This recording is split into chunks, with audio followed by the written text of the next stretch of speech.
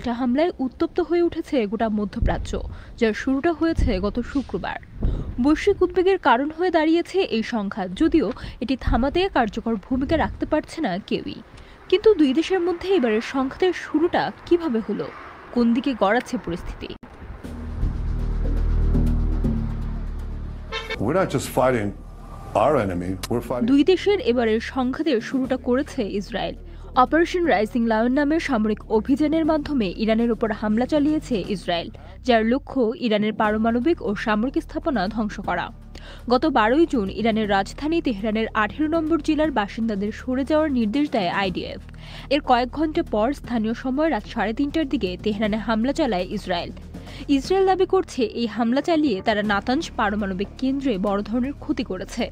ইসরায়েলের প্রধানমন্ত্রী নেতানিয়াহুর ভাষায় এটি ছিল ইরানের পারমাণবিক কর্মসূচির কেন্দ্রে আঘাত। তার দাবি, ইরানকে থামানো না গেলে খুব শিগগিরই তারা পারমাণবিক অস্ত্র বানাতে পারবে। This operation will continue for as many days as it takes to remove this threat. তবে এসব দাবি নাকচ করে দিয়েছে ইরান, বলছে তাদের সব কর্মসূচির উদ্দেশ্য শান্তিপূর্ণ। হামলার জবাবে নীরব থাকেনি ইরান। ঘণ্টা গড়াতেই ট্রু প্রমিস 3 নামের এক পাল্টা অভিযানে ইসরায়েলের বিভিন্ন সামরিক ঘাঁটি ও নিরাপত্তা স্থাপনায় ব্যালিস্টিক ক্ষেপণাস্ত্র নিক্ষেপ করে তারা। ইসরায়েলের প্রতিরক্ষা বাহিনী আইডিএফ বলছে ইরান থেকে প্রায় 100টি ক্ষেপণাস্ত্র ছোড়া হয়, যার বেশিরভাগই আয়রন ডোম প্রতিরক্ষা ব্যবস্থার মাধ্যমে প্রতিহত করা হয়েছে। এদিকে সংঘাতে বাড়ছে নিহতের সংখ্যা।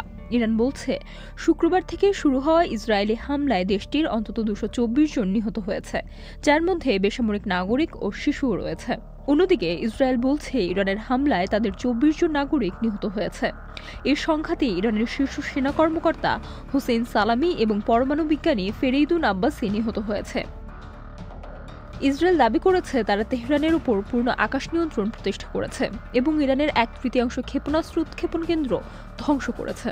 অন্যদিকে সরাসরি সম্প্রচার চলাকালে ইসরায়েলের হামলায় ইরানের রাষ্ট্রীয় টেলিভিশনের 3 কর্মী নিহত হয়েছে। এ সময় লাইভে থাকা এক উপস্থাপকের স্টুডিও থেকে বেরিয়ে যাওয়ার ভিডিও সামাজিক মাধ্যমে ছড়িয়ে পড়ে। ইসরায়েলের সঙ্গে যৌথভাবে ইরানের পারমাণবিক স্থাপনাগুলোর উপর হামলার কথা বিবেচনা করছেন প্রেসিডেন্ট ডোনাল্ড ট্রাম্প। সূত্রের বরাতে একাধিক মার্কিন গণমাধ্যমে এসেছে এই খবর। এর আগে তিনি সোশ্যাল মিডিয়ায় লিখেছেন, আমরা জানি ইরানের সর্বোচ্চ নেতা কোথায়, কিন্তু এখনই তাকে হত্যা করব না। অন্যদিকে যুক্তরাষ্ট্র হস্তক্ষেপ করলে ফল ভয়াবহ হবে বলে হুঁশিয়ারি দিয়েছেন ইরানের সর্বোচ্চ নেতা আয়াতুল্লাহ খামেনি। সোমবার G7 সম্মেলন থেকে আগেভাগে বেরিয়ে এসে এয়ারফোর্স ওয়ানে ওঠার সময় ট্রাম্প সাংবাদিকদের বলেন, কোনো যুদ্ধবিরতির মধ্যস্থতা করতে তিনি ওয়াশিংটনে ফিরছেন না। তিনি যুদ্ধবিরতির চেয়েও ভালো কিছু চান। গত এপ্রিল থেকে যুক্তরাষ্ট্র ও ইরানের মধ্যে পারমাণবিক আলোচনা চলমান থাকলেও তা স্থবির হয়ে পড়ে।